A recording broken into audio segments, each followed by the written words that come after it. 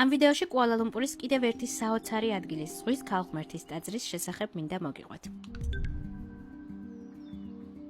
დღეს წვიმიანი ამინდი გვაქვს, თუმცა ეს ჩემს გეგმებს ხელს არ უშლის. პირიქით, ცოტა სიგრილია და მიხარია კიდეც. თიანჰოუს ტაძარი კუალა-ლუმპურის ცენტრიდან ოდნავ მოშორებით მდებარეობს. მანქანით დაახლოებით 30 წუთის სავალზეა. ამიტომ გამოვიძახე ტაქსი Grab აპლიკაციით და გავემართე ამ ჯადოსნური ადგილისაკენ. ტაქსით მგზავრობა დაახლოებით $2 დამიჯდა. ჩემს ყველა ვლოგში ალბათ შენიშნავდით, რომ ვამბობ აქ ძალიან ცხელად ხო. მართლაც ასეთი სიცხე მგონი კამბოჯაშიც კი არ ყოფილა. ტაქსის მხოლოდ ვეკითხები, აქ ყველაზე გრილი სეზონი როდის გაქვთ ხო და ახლა პასუხობს. ძალიან გვიხარია წვიმიანი ამინდებიაო, არა და ამათი წვიმა ჩვენს შუშუნდა წვიმას წააგავს. მოკლედ, ესეც ტაძარი. ჩინეთის ზღვის ქალღმერთის მაზუსადმი მიძღვნილი 6 სართულიანი თიანჰოუს ტაძარი იმაზე მეტად მომაჯადოებელი აღმოჩნდა, ვიდრე ფოტოებში მქონდა ნანახი. ეს ტაძარი სამხრეთ-აღმოსავლეთ აზიის ერთ-ერთი უძველესი და უდიდესი ბუდისტური ტაძარია და კუალა-ლუმპურის ერთ-ერთი ყველაზე პოპულარული ტურისტული დანიშნულება. ეს ტაძარი მალაიზიაში მცხოვრებმა ჰაინანელებმა ააშენეს. ჰაინანელები ჩინეთის ყველაზე სამხრეთით მდებარე პატარა პროვინციის მაცხოვრებელი მეთევზეები იყვნენ. მოდი შიგნითაც შევიდეთ და დაგათვალიერებინებთ. თესლუზას ფეხზე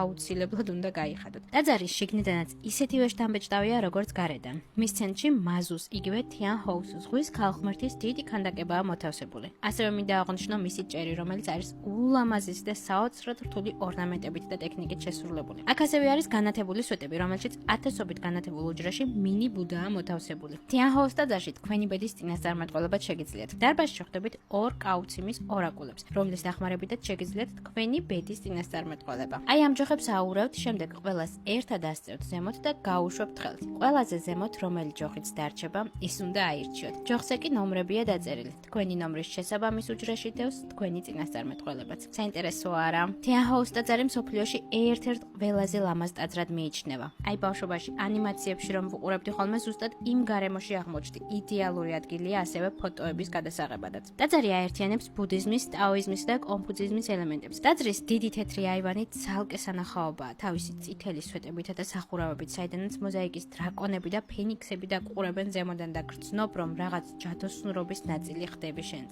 მის ულამაზეს მოჩქურთმებულ დარბაზებში ხეტიალისას თავით ჩინეთის პრინცესა მეკონა, რომელიც მოჯადოებულმა დრაკონმა თავის ტაძარში წაიყვანა და იქაურობის ქალღმერთი გახადა. აქ ასევე ტარდება ტრადიციული ჩინური საქორწინო ცერემონიალიც და წყვილებისთვის საყვარელი და პოპულარული ადგილია. აქაურობა განსაკუთრებით ლამაზი და ჯადოსნური შემოდგომის მთვარის ფესტივალისა და ჩინური ახალი წლის დღესასწაულზეა. სამწუხაროა, რომ მე არ დამემთხვევა ეს პერიოდი, თქვენ კი გაითვალისწინეთ. ხო მართლა, აქ ვიზიტი უფასოა. არ აქვს მნიშვნელობა სულიერ სიმშვიდეს ეძებთ თუ უბრალოდ ჯადოსნურ ადგილს. თიანჰოუ მართლაც რომ გთავაზობთ ზღაპარს, სადაც ქალაქის აურზაურისგან შეძლებთ თავის დაღწევას. აუცილებლად მოინიშნე ეს ადგილი კუალა-ლუმპურში თქვენი შემდეგი ვიზიტისას. მეტი